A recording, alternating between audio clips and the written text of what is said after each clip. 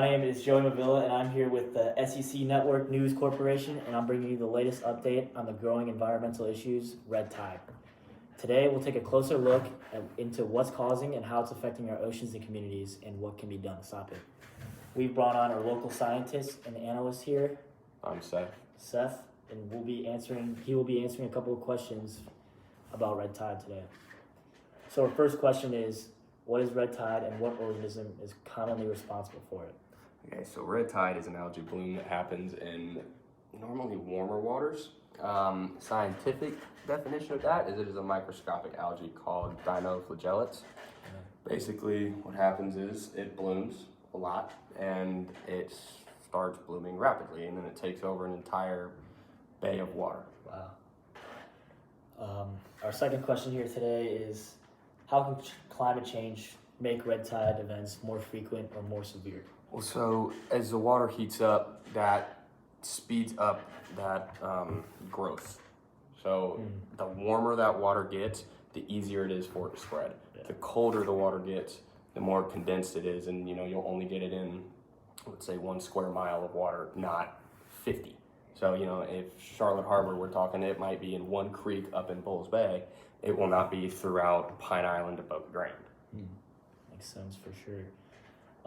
Explain how nutrient populations like fertilizers and wastewater contributes to harmful algae blooms. Yes, so that is your main problem with it. The more, I guess you could say, crap you put into the water, the more likely it is to bloom. We see main problem with that with water dumpage from various lakes and chains into the oceans where, let's say families living on a private lake, dad wants his lawn to be perfect, and so he starts dumping all kinds of fertilizer, all kinds of seeds, all kinds of anything you can think of into his lawn. Well, when he goes to spray all that off or it rains, there's only one place for it to go, in the lake. Yeah. Wow. What are at least 3 major effects red tide has on the environment, sea life, and human health? Okay, yes. So, as it relates to the water, it first of all kills fish. Yeah. What red tide specifically does is it takes oxygen out of the water. So, there are some fish that are more likely to survive it. For example, a dolphin who breathes air mainly. They won't see as big of an issue. Tarpon as well. Tarpon can breathe air. They, cannot be their main source, so they can survive a little longer in it. Other fish, for example, snook, redfish, trout, your greenbacks, your mullet, they'll all die very quick. You'll go to a marina that's back up in the harbor and you will see flat water of dead mullet. It also affects humans. It can be hard on lungs. A few years back, we had a big spread of it down in Charlotte Harbor, and it would make it to the point where if you were on the water, you were coughing your behind off because it made it hard to breathe. I bet, for sure. With this happening, where does it just come from? Does it fall from the sky, or what happens? No, like I said, it is an algae bloom, so it kind of naturally shows up. We attribute a lot of it to Lake Okeechobee, unfortunately. Lake Okeechobee, a long time ago, developed a lock system with various water dikes and water dams. Yeah. What that does is that pulls water in from the Kissimmee River, from the Chattahoochee River, and from the Myakka River, and holds the water, and when the water level in Lake Okeechobee gets too high, it dumps it back out, and dumps it back out through different rivers and canal systems and channel systems.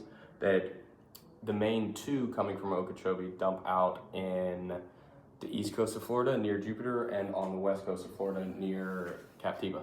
Wow. Then with this being such a big problem, how can it really be controlled? Is there any way to control it, or does it just go away naturally? No, there's a way to control it. As the water gets hotter, it's definitely harder and harder to, stop mass spread. Once it initially happens, if that water's hot, it's going to spread. There are things you can do to reduce the chance of the initial bloom happening, and that is, you cut back on fertilizer and you cut back on water dumping and you contain water in lakes and you don't dump it in the saltwater. All right, and then our final question here is, how does it just go away? How does it be resolved? The unfortunate answer is it never will. It's a natural thing. You can never stop that bloom. Unfortunately, the way a lot of humans live, it was never intended to be this big.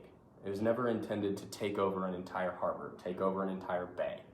It's, you